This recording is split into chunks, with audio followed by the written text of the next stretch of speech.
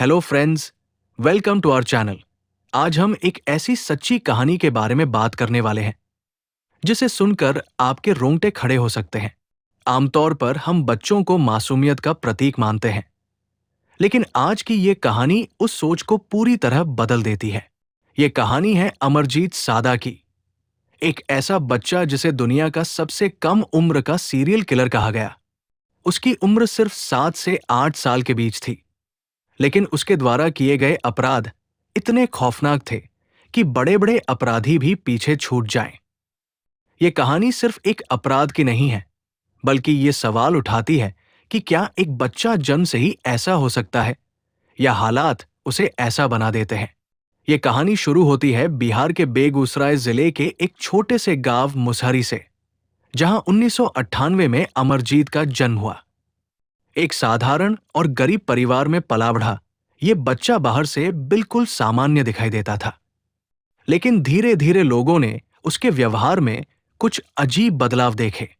कहा जाता है कि वो अक्सर जानवरों को परेशान करता था और दूसरों को चोट पहुंचाने में उसे अजीब सा आनंद मिलता था। शुरू में लोगों ने इसे बच्चों की शरारत समझकर नजरअंदाज कर दिया, लेकिन किसी को भी ये अंदाजा नहीं था कि यही व्यवहार आगे चलकर एक खतरनाक रूप ले लेगा। साल 2006 में, जब अमरजीत की उम्र सिर्फ 7 साल थी, पहली बार एक चौंकाने वाली घटना सामने आई। उसका अपना ही 6 साल का चचेरा भाई अचानक संदिग्ध परिस्थितियों में मृत पाया गया। उस समय किसी ने भी ये नहीं सोचा कि इसके पीछे एक छोटा बच्चा हो सकता है। परिवार और गांव वालों ने इसे एक हादसा मान लिया और मामला धीरे धीरे शांत हो गया।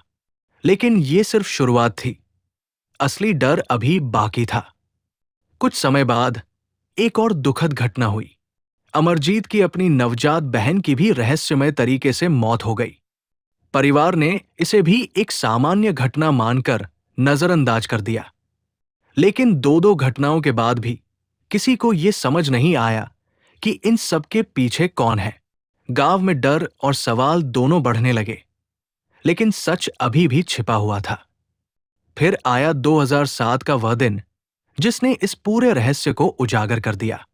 गांव के पास रहने वाली एक 6 महीने की मासूम बच्ची अचानक गायब हो गई। कुछ समय बाद उसका शव मिला और इस बार मामला बहुत गंभीर हो गया।